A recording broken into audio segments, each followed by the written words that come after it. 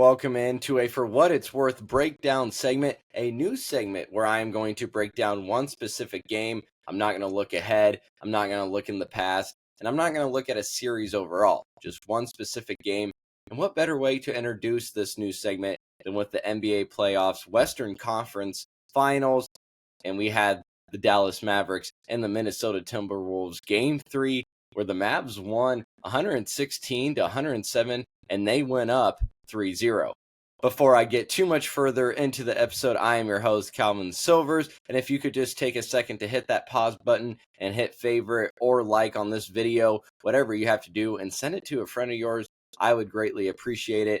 But let's go ahead and just dive right into this, and for this segment, I am just going to break it down quarter by quarter. I think that's the best way to do it, so you'll just get my thoughts that I had at those specific times. So let's start with the first quarter. At one point, the Mavs were up by 2, 15 to 13 before we had that first stoppage of play. And the Mavs started this game with 3 straight threes. They had Washington, they had Jones Jr., and they had Luka. Them boys were just letting it fly early, and they were hitting, and it was electric. That stadium was going crazy. The fans were in it early. Minnesota, they held their own, but it was getting scary there for a second, and Minnesota was able to hold their own because the Mavericks just vastly cooled off. They vastly cooled off there for a second. Like I said, you start off with 3 straight threes, yeah.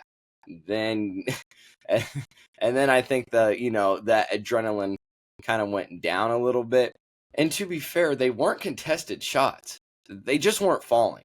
It's not like Minnesota really clamped down there after they they hit 3 threes. Let's start to clamp down. No, the Mavericks just weren't seeing it fall.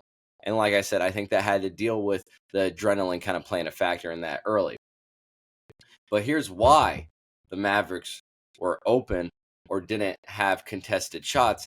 And that's because early on, and basically throughout the game, which we'll talk about here, they kind of switch it up, but we'll get to that here in a second. But they were blitzing, or they were double teaming Luka very early. They were trying to, get the ball out of his hands very quickly. So they would send not only the dominant ball defender on him, but they would send someone else up quickly to try to make him, turn it over or just simply get it out of his hands. And Luka was able to hit someone in the corner then, or was able just to go down to Lively in the post and let him work. And so Luka was able to handle that kind of pressure early on, which I don't think was a surprise to anybody. I think middle of that first quarter, yes, Luka was taking over the show, but Lively was a huge part of their success there early in that first quarter. He was stepping up offensively down low, as I just mentioned, and he was making good plays defensively, and he was disrupting the floater. If someone was coming down, he's right there. He's going to disrupt that. He was just playing good defense overall. And I get people were nervous on how he would handle Cat and Gobert, which we'll get to Cat here in a second. Major disappointment. If you're a Minnesota fan, you should be sick. Absolutely sick. You should look at Cat very differently right now, and we'll get to that also here in a second. But I understand that people were scared of Lively's defense here, just being a rookie, but he has the second best plus minus in playoff history as a rookie. That's right, the second best plus minus in NBA playoff history, which means obviously he has the best plus minus on the Mavs. So him getting hurt later on, luckily, didn't bite them in the ass, but it does hurt, and we'll see if he's able to return for Game 4, but it does hurt to lose someone that has the best plus minus for you. As I mentioned earlier, the Timberwolves would switch their defense. They stopped blitzing Luka for the time being. Kyrie came back in towards the end of that first quarter. He led with a layup, a 3. Obviously, he was feeling himself coming back off the bench. And where was Cat? Where was Cat at the end of the first quarter? He was 0 for 3. 0 for 3 with a rebound and an assist. Now, obviously, he had a terrible night that we will see later on. But at that moment, you're 0 for 3 in a must-win game. You're getting paid all this money. You're a superstar for Minnesota. They've kept you around. and you go 0 for 3? Absolutely pathetic. Luckily, McDaniels showed up. He hit 3 straight shots in that quarter. He was 3 for 3. He had 7 points. Someone wanted to show up. Thank the Lord, because it wasn't Cat. It wasn't Cat. He looks uncomfortable. I don't know what it is about this series. He looks so uncomfortable. He can't find a shot. Conley, he had an early 5 points. He was looking good. We'll get to his defense here in a second, but he was looking good offensively. And then he left early on. Now, he would come back, but he left early in that first quarter, so you lose that kind of offensive potential early on. Edwards, saying he was going to shoot more. He shot 6 shots in that first quarter, and he had 9 points. He had a good first quarter. I said, okay, maybe he's here, and he did show up for a point here in this game. But that we'll get to that in a second. So besides Gafford, the Mavs offensively, everybody was scoring. Everybody, PJ Washington, Luka, everybody. That starting 5, everybody was sharing the rock. Everyone was about equal in points. Now, obviously, that's going to drastically change later on the game. Luka and Kyrie really took over. But in that first quarter, everybody was contributing an equal amount. And it was good to see that, you didn't have to rely on Luka so much and waste his energy so much in that first quarter, or Kyrie's, or vice versa. In fact, they had Kyrie out of the first quarter for a while there. And then when he came back in, and like I said, he had a 3 and a layup. And so that was huge. And they ended that first quarter with the lead. Also huge to do while you're at home. All right, let's go to the second quarter. Luckily for the Timberwolves, Conley was able to return. Hardy for the Mavs, he picked up 3 fouls early, so he hit the bench very quickly. And Gafford and Lively each had a pair. Now, Lively obviously would go out later on, so it doesn't necessarily matter how many fouls he had at that point, because it wouldn't matter in the end. But that was something at the time to be worried about. And it's because this game was called very tightly. I'm not really sure why. I like, the games to have a little emotion, especially when we're in the conference finals and beyond. Let the players have some emotion. Let them talk a little more. I understand that the whining gets annoying, but they're going to whine more. It's high intense situation, so the refs don't need to make it about themselves. And they kind of did. You could argue it got better later on in the game, but early on, especially in that second quarter, because they gave Minnesota a T there when I don't think they deserved one, they kind of made the show about themselves. So that's a whole different story. I'm not going to say that the refs, like I said, you could argue got better throughout the game. Wolves, they would try to go back to the blitzing, go back to the double team, and they would blitz Kyrie. If Luka was sitting on the bench, or if Kyrie was the dominant ball handler and took it down the court. Now it was, okay, we're not going to really do it to Luka as much. We're going to try to get it out of Kyrie's hands, because Kyrie was the show of the first half, if not the game. So he was. Conley, playing defense against Kyrie, he was more effective offensively. I mean, that matchup with Kyrie, he's giving up speed. He's a smaller defender. And like I said, it's a shame to lose him, because he did have 4 3-pointers at one point. And so he was a huge help offensively there, giving you, as I just mentioned, 12 points like that. Something you desperately needed in here because Cat wasn't showing up. Yeah, I'm going to keep calling out Cat. It was a pathetic performance. A pathetic performance in a win-or-go-home situation. It is. If they don't, they're not coming back down 3-0. They're not. And then early on in that second quarter, that's when Lively did go out with that injury to the head, getting hit by Cat's knee. Wouldn't come back. The Wolves went from that blitz or that man, then to zone. They were just trying to throw off Dallas at any point, because throughout the second, they had a 10-point lead or so. I mean, they ended up 60-52. And so they had that double-digit lead. So at that point, Minnesota was just trying to throw off Dallas. It didn't matter. Kyrie and Luka were locked in this game. Luckily for Minnesota, they had McDaniels. He was the offense in that second quarter. Obviously, Anthony Edwards comes out and has his moment. He has his spark there in the third. But luckily for McDaniels, he somewhat kept it close for them. He definitely didn't let it get too far behind because he had 12 points. So luckily, Timberwolves had something to rely on there.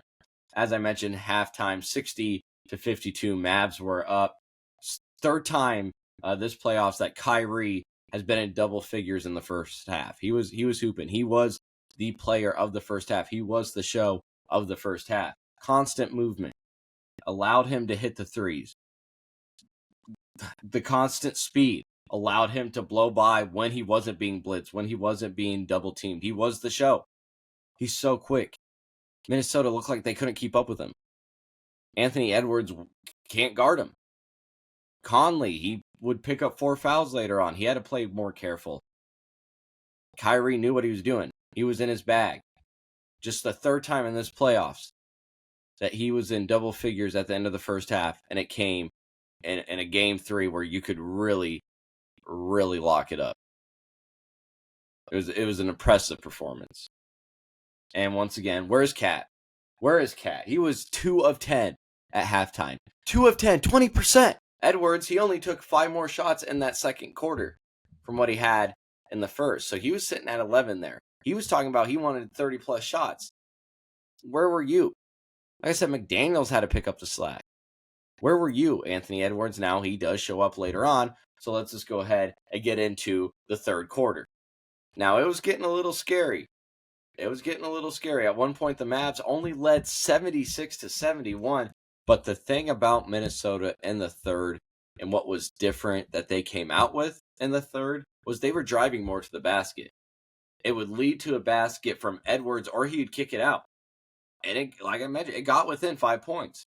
And for Cat, it was about trying to get him anywhere else but outside the arc. Anywhere else but the three-point land. Anywhere else. Just get him away from there. But the bad thing is, I'll get there in a second about Cat and his three-point shooting. But that was the point. Get down there. Let's drive to the basket. Quit hanging out at the 3. Because, Cat, you're not doing anything out here. Edwards, you're hard to stop when you get a full head of steam downhill.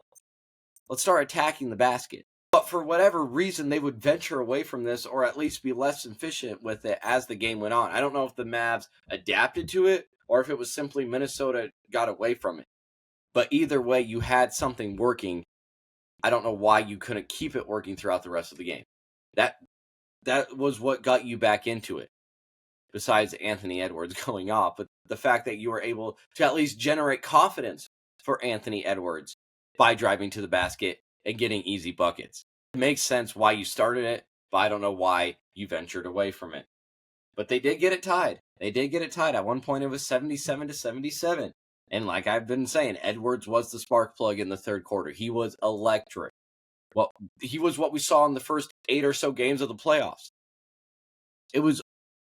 He looked like he did early on in the playoffs. It was exciting. I was like, he's about to take over. And he did for a little bit. That crazy dunk he had over Gafford is what really started that, I think, for him. At one point, he had 10 points in the quarter. That's what helped him get tied at 77. It was just fun to watch. He had the ball in his hands, didn't think about passing. It was all him. It was all him in that moment. At the end of the third, we were tied. It was coming down just like every other game in the series. This one was tied. But why was Gobert on so many one-on-one situations defensively at the end of the third quarter? I'm so confused.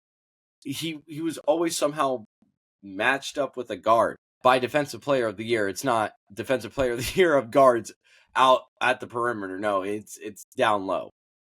That's where he plays his best defense. And then in this fourth quarter, it was just so fun to watch. It was just back and forth. So many lead changes, so many ties. Conley, he had to try to guard Kyrie with those 4 fouls. So Kyrie just kind of took over. He started the quarter off nicely. He knew that Conley kind of had to sag off, had to play not as aggressive defense, so he can kind of just do what he wanted, kind of take over. We saw a tie at 104. That caused a stoppage in play. Kyle and Anderson hit that shot as the shot clock was winding down on that broken play. Kyrie gets busy, gets that left-handed layup. It was just a back and forth battle. It was so fun to watch. That was some playoff NBA basketball. That's what people tune in for. That's what the series is all about. But at the end, Mavs just ran away with it. And what really helped is they shot 50% from three-point land in this game when they really struggled with that in the other two games in the series. This one, 50%. Shot fantastic from three-point land. You know who didn't? Cat.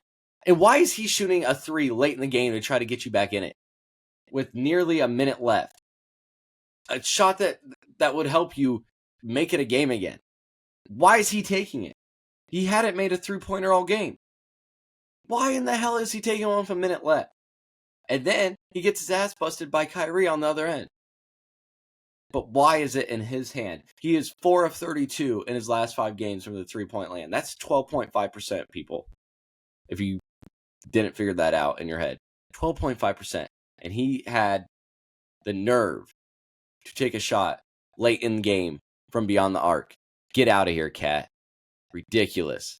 Pathetic. His offense, his poor offense is one of the main reasons that they are down 3-0 in this series. At the end of the day, Luka and Kyrie are the best backcourt in the NBA. They had 19 plus points combined in the fourth. They got it to a 9-point lead, concluded on a 13-3 run. They were unstoppable. They are the best backcourt in the NBA. And while I said Minnesota would win in 6, I am very, very wrong in my take. I thought they would have an answer for Luka. I thought Luka was maybe a little more injured than he is. That proved wrong. I didn't think Cat was just going to disappear, become a ghost. I didn't expect that. That's a disappointment. That's another reason why they are down 3-0. And Anthony Edwards, that spark, while we did see it in the third, has kind of diminished here in this series. I didn't expect that. I thought they would feed off their home crowd early in the series, and that would carry them the rest of the way. So I'm done doubting. I'm done doubting Kyrie and Luka. It's over. I'm done. As long as Luka doesn't get hurt. Actually, I can't say this because I said we're focusing on this game early and I'm not looking ahead. So I'll save that prediction for another day, for a rainy day. But at the end of the day, it was Luka and Kyrie's show. They're proving they're the best backcourt in the NBA, and they go up 3-0, and I fully believe their ticket is punched to the NBA Finals. What a fantastic game. And while it is 3-0, has been a fun series. It's been some close games. Can't necessarily complain about that.